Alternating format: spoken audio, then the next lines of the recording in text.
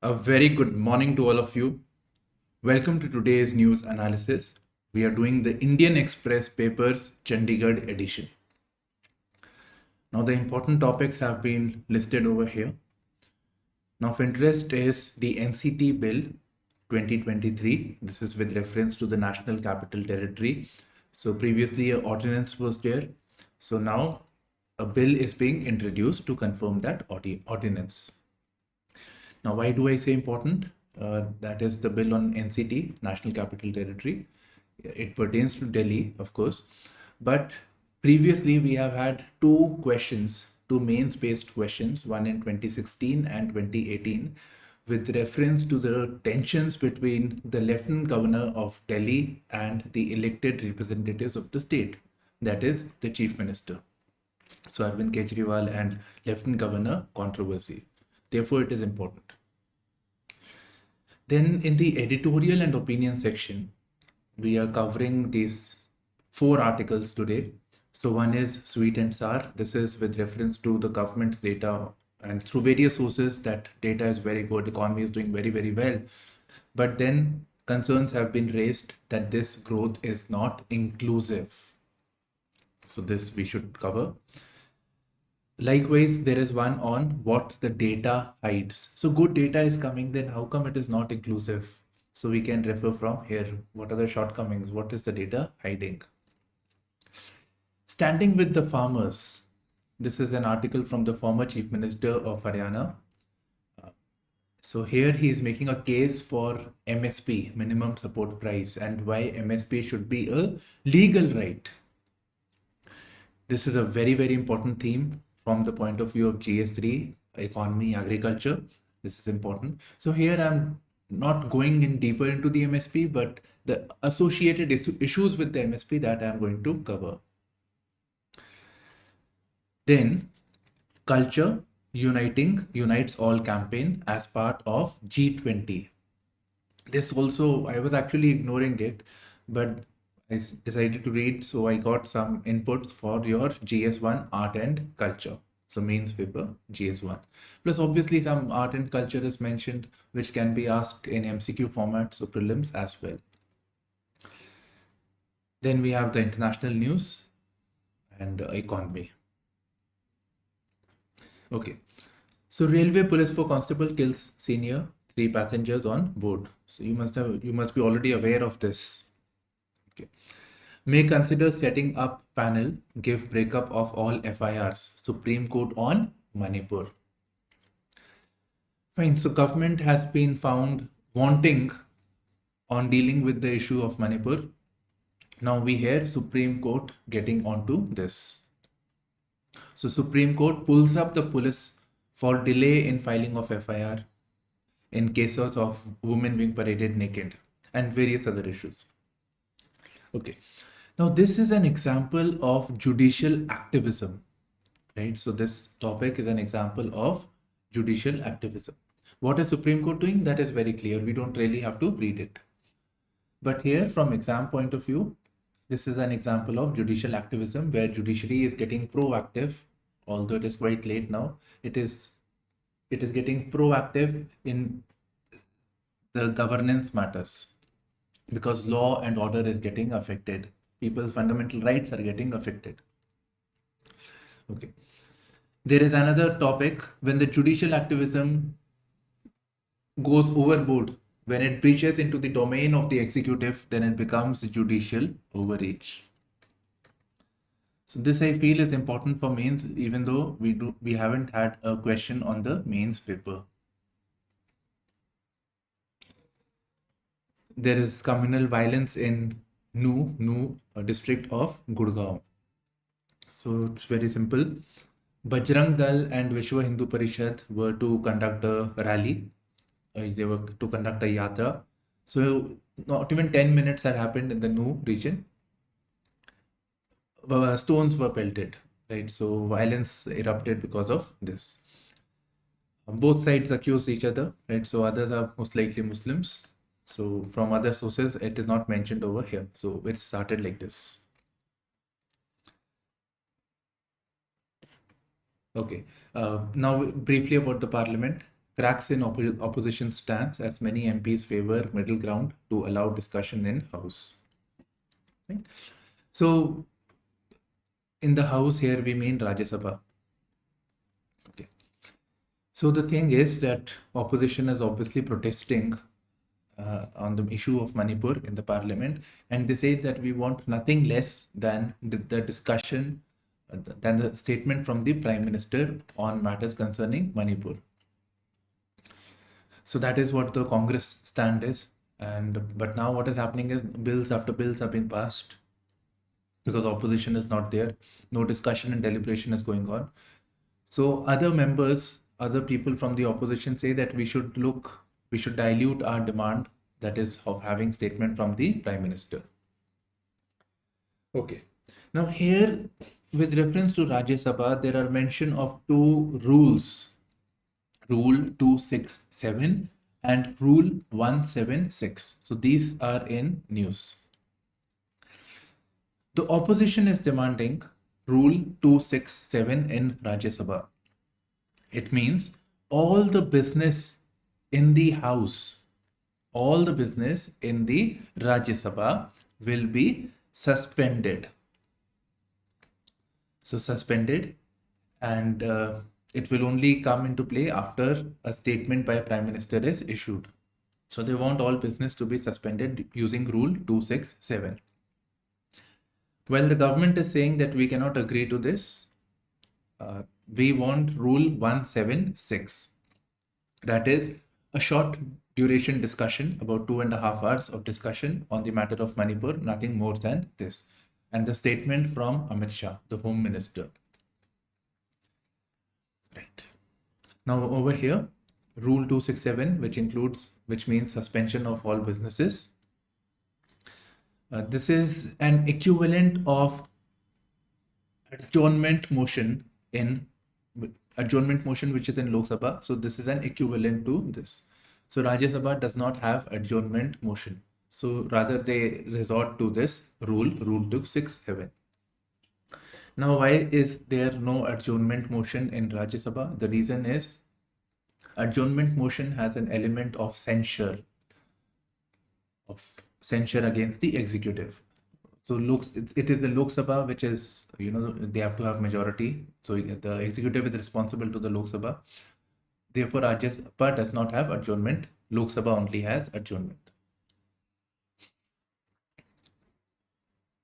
So just scrolling. This is with reference to the issue of dog bites. I think all cities have it. So here we study with reference of Chandigarh. So Chandigarh spent rupees 60 lakhs a year to sterilize dogs, biting still hurting locals and coffers. So locals means people, coffers, I presume it is money, the public funding. So 60 lakhs a year are being spent. That is a lot of money. Now here I was thinking exam point of view, it should be from ethics point of view, GS4, and that is the rights of the animals versus public welfare, and what approach should be followed. Sterilization is there in some places. Culling is done. Culling means killing of the street dogs. So what should be the right approach? What should be the middle path over here? So this is something that can be asked in the mains paper, ethics paper.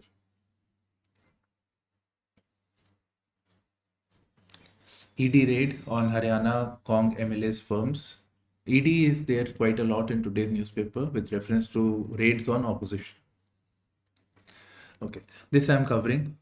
Punjab sports policy, 500 jobs for medal winners, 250 crores for setting up 1,000 sport nurseries. So the government spending on sports. Now here I was thinking that we should have more information and more from union perspective, because UPSC we are preparing for that. So what is the government doing to promote sports? So here we will now refer to the PIB.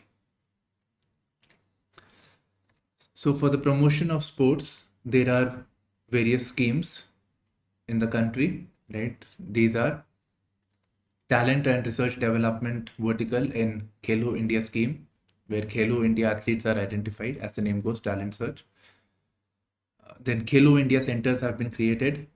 then academies at national, regional, and state level. So these are there.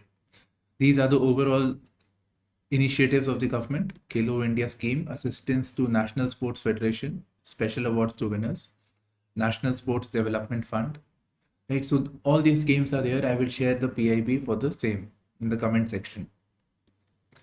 Now, when we talk about this thing, sports, there is a theme about why are we not getting medals in the Olympics, so in the international sporting events, and what is the government doing regarding this?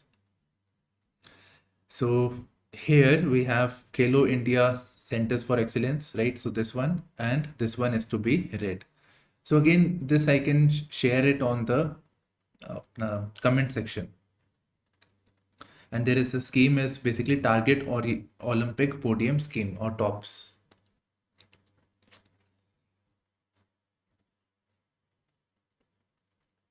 Now, Kalka Shimla railway line electrification. Okay. So the thing is, Kalka Shimla railway line is a UNESCO thing, UNESCO heritage. And the railways proposed that this rail line, you can imagine it is the mountainous areas connecting Kalka to Shimla. So this area should be electrified because diesel engines cause pollution. So it should be electrified. And further, the speed should be increased because travel time is too much. The trains go at a very slow speed of 25 kilometers per hour. Now, for this purpose, the Ambala Railway Division had commissioned STUMP, that is, Saving Traditional Arts, Materials and Built Heritage. So the STUMP was constituted to look into this project. So it was to create a heritage impact assessment report. So what will all this, how will it impact the heritage? So heritage impact assessment report, something I think you can use it elsewhere also for any heritage which is there in the news. Heritage impact assessment report. Okay. So they have said that the gains are very, very marginal.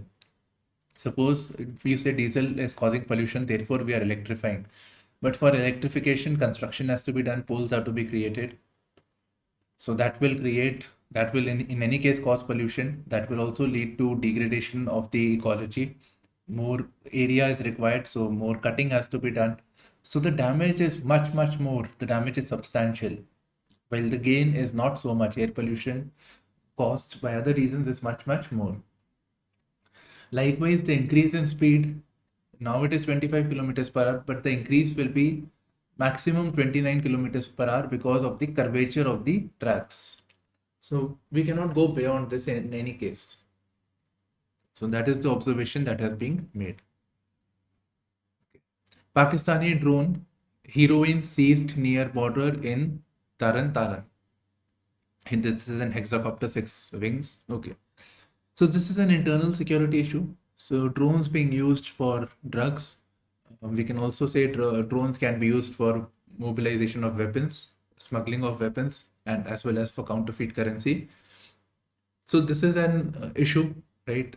And this is coming under the issue of border management. Now talking about border management, comprehensive integrated border management project. That is something that you can read.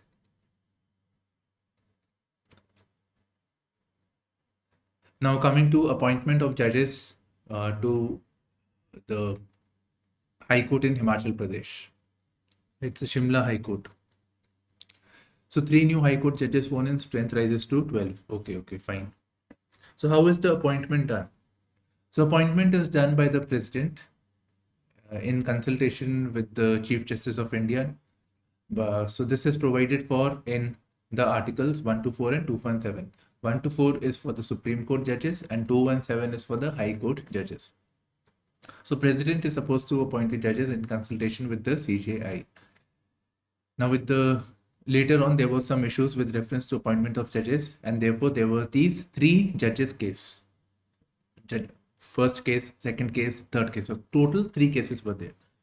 So in that cases, it said that first of all, the consultation with the CJI is binding. It is not discretion of the president. And later it felt by CJI alone, it should be a collegium, that is Chief Justice plus 4 other judges. So the present arrangement is the collegium decides, it sends its recommendations to the president, and then the judges are appointed. This is for Supreme Court, this is for the High Courts. Right. Now to deal with this issue, we had the National Judicial Appointments Commission. Constitutional amendment was to be brought in for this, which was struck down by the Supreme Court. Now the present arrangement is driven by Memorandum of Procedure for appointment of the judges.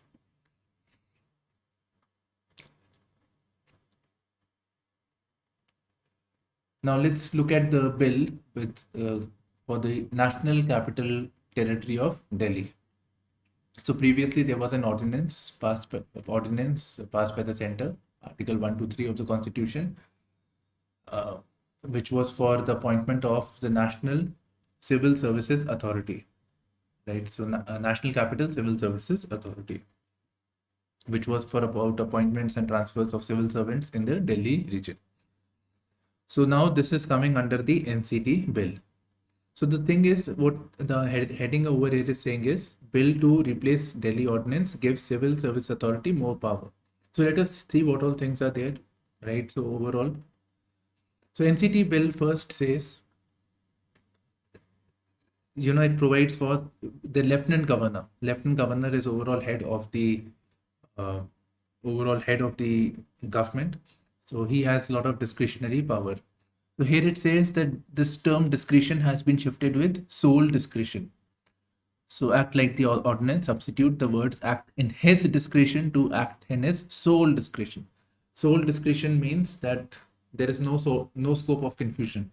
It is only the discretion of the lieutenant governor. No views of chief minister or any other person is required. Second, National Capital Civil Services Authority. So one of the issues with the administration of Delhi was the matters of appointments, transfers of civil servants. So there was always a tussle going on between the lieutenant governor and the elected representatives of the state headed by the CM. So they created this institution known as National Capital Civil Services Authority. It provided for this body, which will be headed by the CM plus 2 senior bureaucrats. So one is one is chief secretary, other is principal home secretary. So they were supposed to do it. Now these 2 bureaucrats that are there, they are naturally appointed by the lieutenant governor only. Okay. So these 2 will take the decision with reference to appointments and transfers of bureaucrats. So this arrangement was created. Now here it is saying that additional chief secretary can also be deemed as principal home secretary. Last point, the NC, this authority was earlier supposed to give report to the central government as well as the state government. Now this thing has changed, and now they'll be giving report to the parliament and the state legislative assembly. This is quite logical actually, right? So there is nothing wrong. I see nothing wrong over here.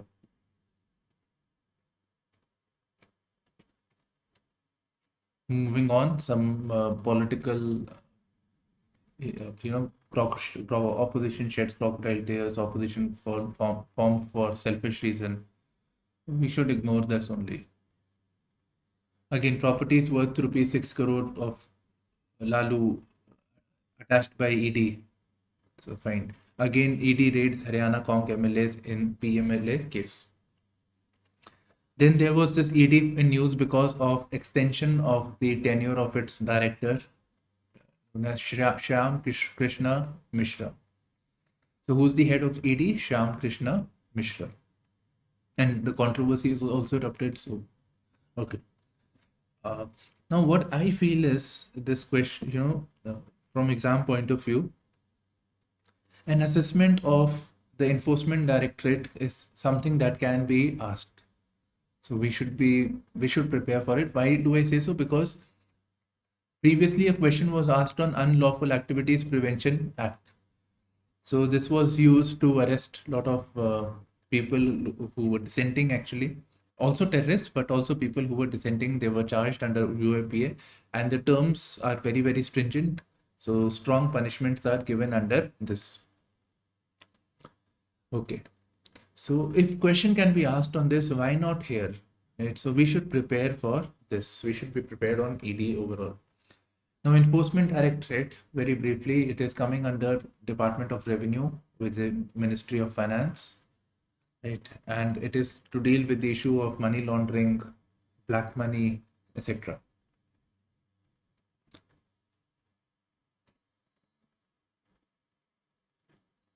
Now coming to the editorial and the opinion section. So first one is sweet and sour. So sweet means India's economy is doing good, but then there are certain sour points also. So India is better placed than other economies, but pain points persist. Policy must focus on raising potential for growth. Okay. So it is presenting some sweet data now. So according to the recent IMF report, the GDP projection for this year is 6.1% of 6.1% of the GDP, right? So the GDP is expected to grow. Inflation is at the upper threshold set by the RBI, Monetary Policy Committee, so which is less than 6%. So it's around 5%. So the target is 4% plus minus 2%. So it's good. It's a comfortable level. Other world countries are having much higher inflation. Then Forex reserve is also good. It is at $600 billion. So we are at a very, very comfortable position. In fact, at 400 also, we say we are very comfortable. And one of the reasons for this is foreign portfolio investments coming to India and stock markets, etc. Then we also hear about US companies, US and other companies coming to India, like electronics company. Why are they coming to India? Because of the China plus one strategy. China plus one strategy is the strategy of the MNCs. MNCs, most of them have their bases in China. But now, because of the political turmoil, because of China's aggressiveness, first with the controversy surrounding COVID, now with reference to the tensions with Taiwan, the imminent war. So now the companies are thinking of having an alternative to China. So China plus one. So India seems to be well placed to be that country that can be plus one. Okay, so these are the good points. However, there are concerns. The growth is not even. I would say the growth is not inclusive. The growth should be inclusive, right? GDP is growing, but we also see rise of income inequality. We also see rise of poverty. We see rise in unemployment rates. It is at 6 to 7% of the labor force. By the way, unemployment data we get from the periodic labor force survey released by the NSO. Okay. So growth is not inclusive. We see distress.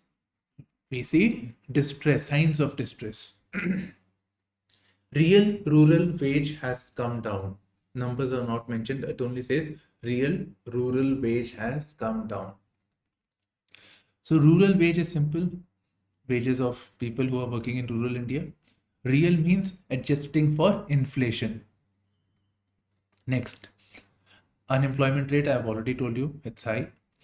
Then the sale of the two-wheelers have come down. So two-wheelers is a discretionary expenditure that the people will make. So if the people do not have surplus money, they will not buy two-wheelers because it can be delayed. Right. So two-wheelers is an indicator of rural financial health. Then we also see fall in non-suburban rail. Suburban rail is local trains, so moving within the city, within the urban area. So fall in non-suburban rail is long distance travel. So travel, tourism, vacation. So people are not wanting to go. They are delaying this decision. Why? Because they don't have additional income or disposable money. Okay. So what needs to be done? So we have identified the good points, the sweet points, the sour points. Now what needs to be done? So these are now more of my points only. So we need to have inclusivity as a core pillar of India's growth strategy. The policymakers should keep in mind the principle of inclusivity while framing policies. We need to identify sectors which are labor intensive, right? We are having jobless growth, as we can say at this point of time. The GDP is growing, but unemployment rate is also growing. This is illogical. Jobs should increase with the increase in GDP. So we are having a jobless growth. So for job led growth, that is which it creates employment, we should identify those sectors. So we should focus on sectors like textile, leather, right? So such sectors should be identified which are job intensive. Then we need higher spend by the government. So here one normal step is that the government should increase its expenditure on infrastructure, etc., which they are doing.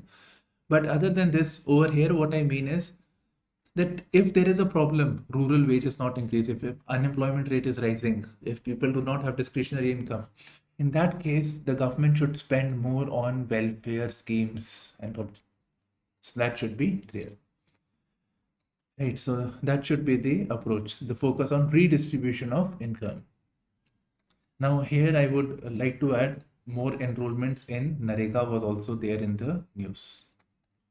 This article, which is decoding the building, and it talks about the Bharat Mandapam.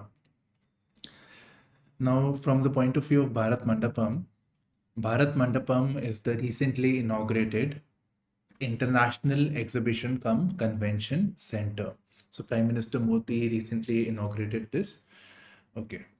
Now the Bharat Mandapam is based on the Anubhav Mandap created by Basava, the famous Lingayat saint of the 12th century. So Anubhav Mandap, there used to be discussions on from various religions from the point of view of Lingayats. Now I want you to read more about Basava, Anubhav Mandap, right? So I want you to read more rather than the article. That should be the focus. Coming to the next one, campus unfreedom. So this is a controversy that recently happened with the context of South Asian University. So South Asian University is a college which is sponsored by 8 SAARC nations.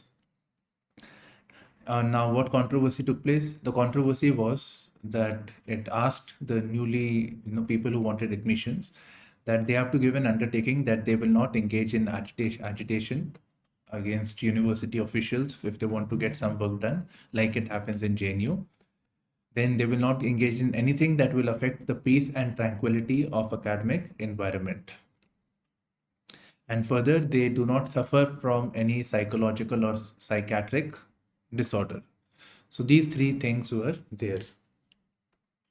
So this goes against the ethos of SAARC. So that is what the article is saying. Next, what the data hides and tells. So recently we have had some good data, economic data with reference to the performance of the country, economic performance. So here we have a critique coming in from Chief Economist, Bank of Baroda.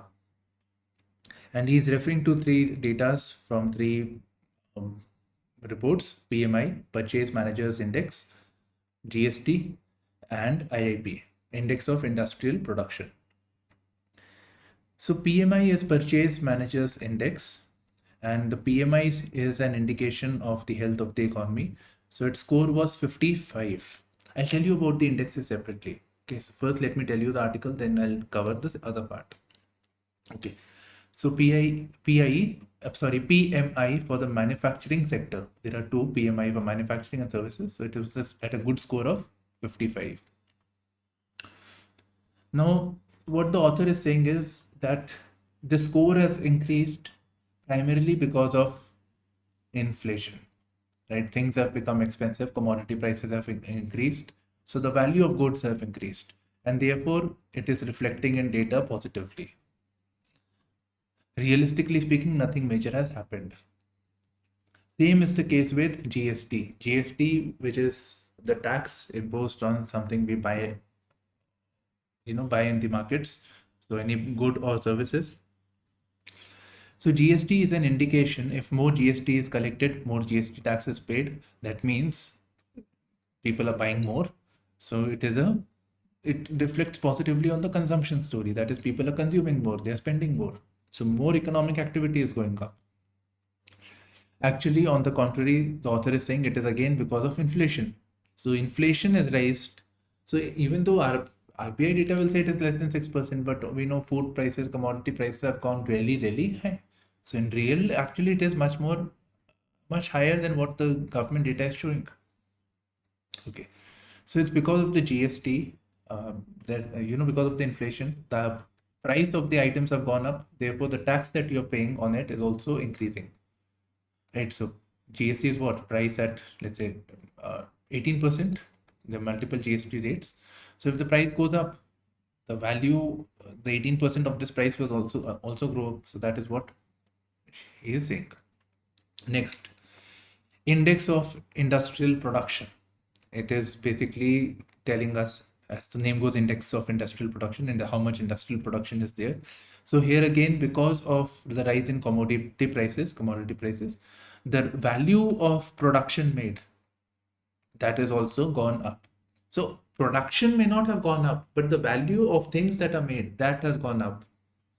So the basic thing is inflation is high. It's the main reason for it. So we should neutralize it. Now let me briefly tell you about PMI and IIPs. So PMI is Purchase Managers Index. We have PMI data covers for both manufacturing as well as services. Right, so both are covered over here. It is released by monthly. It is released monthly. This is also important by the Institute of Supply Management. It is compiled by S&P Global. So this is it. IIP is released by the NSO, and 40.27% or 40% of its weightage is to the core industries, which includes coal, crude oil, natural gas, refinery, fertilizers, and steel, cement, electricity.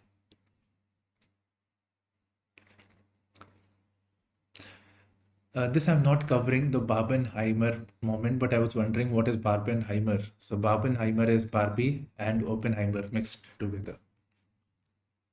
This article is important, standing with the farmer.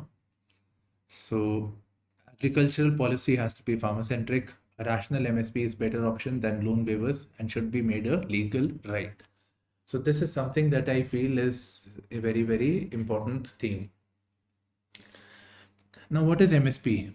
MSP is minimum support price. So it is kind of an assurance from the government that farmers can produce as much as they want.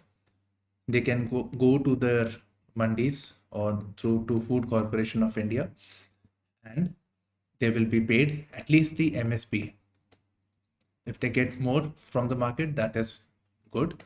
But if the market prices are low, then they will get the MSP. So that's the minimum support price. So idea is one, to guaranteeing the farmer that they get an income. So that is one idea. And further, to promote production. So sometimes what happens is farmers, there is a lot of bumper production. There is a lot of crops that have grown. So bumper production. So that leads to fall in prices because supply is high. So prices fall down because of this. So this will be detrimental to food security. So to again avoid such a situation, the MSP is supported, guaranteed. Now, the farmers have been saying that we want universal MSP coverage. Many of the farmers across the country do not get MSP actually. So that is one issue. And secondly, the MSP that is offered is low. We want higher MSPs to be given. So the MSP should be rationalized, means MSPs should increase for the other expenses of the farmers. So that is the main idea. Now you can take this forward and make this MSP as a legal right. That would mean that the government has to pay MSP to the farmers if the farmers come to them. So a legal obligation would be created. Now, obviously, you can see the good points. The farmers will get good income. It will lead to the welfare of the farmers. Right? So these are some issues, some positive things. But there are also concerns associated with it. Guaranteeing the MSP would mean a high subsidy payout. High subsidy payout. So high burden on the exchequer. Second is we are signatories to the World Trading Organization. And under World Trading Organization, there is something known as Agreement on Agriculture, where it says that price distorting subsidies should not be encouraged. It should be reduced. And India is under a global obligation to reduce such price distorting subsidies. So India's minimum support price and public stock holding is deemed as price distorting. That is how the farmers are getting price, they get the MSP. So the government is deciding what would be the price that the farmer gets. So naturally what the payment is made, that has to be recovered from the end consumer. So this is defining the price. So it is distorting the price. Now, when the farmers, they buy, Food Corporation of India buys grains from farmers by paying MSP, these are then stocked. So public stock holding is done. Now, when public stock holding is done, let's say when the prices are increasing, so in that case, the government can release that excess stock, increase the supply, and the prices will fall down. And further, it is used for welfare in the form of public distribution system by implementing NFSA, National Food Security Act, etc.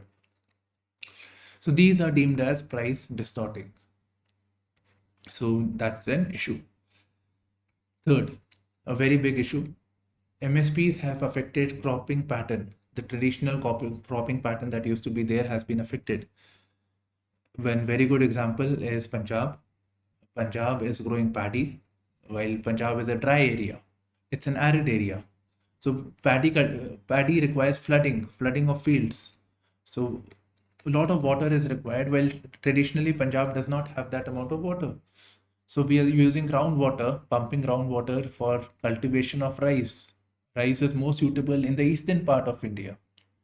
So it is affecting the cropping pattern. It is affecting the overall ecology of the region. So this is again not good. So there are issues with the MSPs. So what should be the way forward? Overall, yes, we cannot remove the MSP, but we need to look at alternatives. Eventually, we should move towards green subsidy, that is focusing on, which is climate friendly. We should focus on climate smart agriculture, that should be promoted. Green subsidy may also mean moving towards extension services, right? So extension services can be used, maybe using a different alternative of high yielding variety of crops which are climate friendly.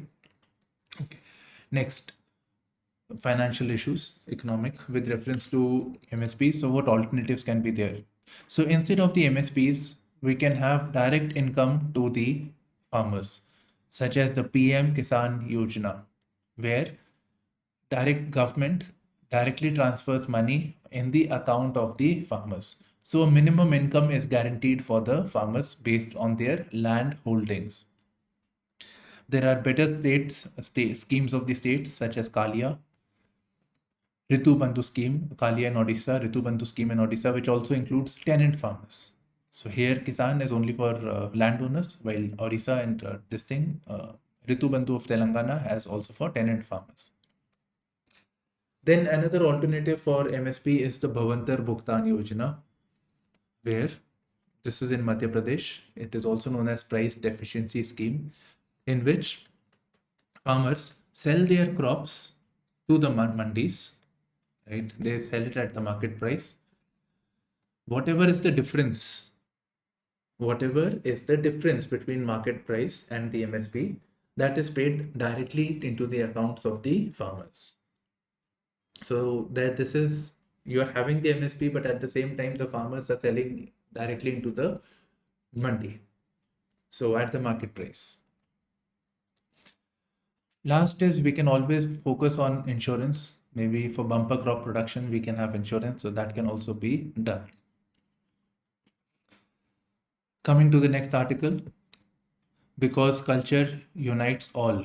So this is with reference to the G20 summit, where India has taken up the campaign Culture Unites All. Now, here one theme is Culture Unites All. I was thinking it from the point of view of GS1. So points are mentioned. But let me first cover what has happened and then we'll analyze Culture Unites All. Okay. So at the G20 summit, when India took up Culture Unites All campaign, so India made a world record. That is in the famous Virupaksha temple in the Hampi complex. There was the largest display of Lambani items, and we registered a global Guinness World Record. Guinness World Record over here that was done for showcasing the Lambani items. So naturally, this becomes important for your prelims. So what is the Lambani items? So you can see some images associated with the Lambani craft. Now we refer to insights over here. We could refer to anything actually. So it is a traditional form of art and craft practiced by the Lambani community of Kerala. So Lambani community, also known as Banjara community in Karnataka. Okay. Hampi, etc. are all in Karnataka. This is characterized by vibrant colors, intricate embroidery, and mirror work. Right, so you can see the mirror work, intricate embroidery, craft is obviously there. Okay. It has quilting stitches with borders of Kangura patchwork. So patches are stitched, embroidered. These are known as Kangura patchwork. More on Banjara communities mentioned over here. Okay, so we have done Lambani. We have briefly covered Culture Unites All. Now, how does Culture Unites All and how does such initiatives help? So with the campaign of Culture Unites All, it creates a platform for people to showcase their local culture, local art. So for example, Lambani craft. So when this art is showcased, naturally this community that makes, right, the community that makes Lambani items, it gets a global stage. It is exposed to the world markets, and therefore it promotes the local economies. So tribal craft, tribal traditions can be showcased. The regional cultures, traditions can be showcased, and not just for India, for the world. Next is it promotes cross-cultural dialogue. It provides for interaction of different cultures as a result. Then people are more aware of each other's culture, starting with the interaction with different items that they are buying or whatever. So they are more aware of each other's culture, so that creates for empathy as well as deep understanding of each other's cultures. The first is it leads to exposure, and therefore it leads to empathy and understanding of others' cultures, sensitivity to others' cultures. And lastly, it helps preserve the heritage and culture. So we are creating an economic basis, and so it helps preserve heritage, and because we are deriving value from it. Okay, now talking about all this heritage over here, when we were talking about Lambani, one point that was I didn't cover, it was that Lambani craft has some similarities when it comes to technique and aesthetics, with reference to technique and aesthetic sensibilities of other crafts from other parts of the world. So Eastern Europe, West Asia, and Central Asia. So here again, maybe you can add with this point with point number 2, maybe. Now coming to the international section, the world section. So yesterday we heard about a blast which took place in the Khyber Pakhtunwala region of Pakistan, which is the northwest region of Pakistan, which is adjoining Afghan region. So this political rally was going on, which was held by a pro-Taliban cleric. So we were wondering how can Taliban do it? So this Islamic State has taken responsibility for this suicide attack. Next, this is important. US hunts for Chinese malware that could disrupt military operations. Okay, so it has come to light that a lot of things are coming from China, be it telecommunication, be it power infrastructure. A lot of things are being made in China, and most of the countries are importing it from China, including the US. So it has come to light that some secret software, some secret code has been planted by Chinese in key areas, which is referred to as malware. So malware is a software which is intentionally designed to cause disruption to a computer, server, client, or leak private information. So there are different types. There is malware, there is virus. So you should be aware of the difference. Virus is something that it is aimed for destruction and spoiling the system. So malware could be for anything. Okay, so it has come to light. So for example, there are concerns with reference to networks controlling power grids, communication system, water supplies that feed military bases. So those may be corrupted with Chinese malware. Now all these things that are mentioned over here, like power grids, etc., these are part of critical infrastructure. Right, so these are part of critical infrastructure. So let's say the concern is basically, let's say tomorrow there is a war between China and US. China may attack the critical infrastructure remotely, or we can say by means of cyber warfare. So that may take place. Now this is of concern to India also. India and China tensions are also there. So it's quite likely that this may be true for India's case also, right? So what is the government doing with regard to this? All that we should focus. Now this thing was first identified, this malware, by Microsoft when it said that it detected mysterious computer code in telecommunication systems in Guam, Pacific Islands, which is a vast Air Force base of US. Pakistan, China inked six agreements to expedite cooperation under the China-Pakistan Economic Corridor. Pakistan, so this is the China-Pakistan Economic Corridor.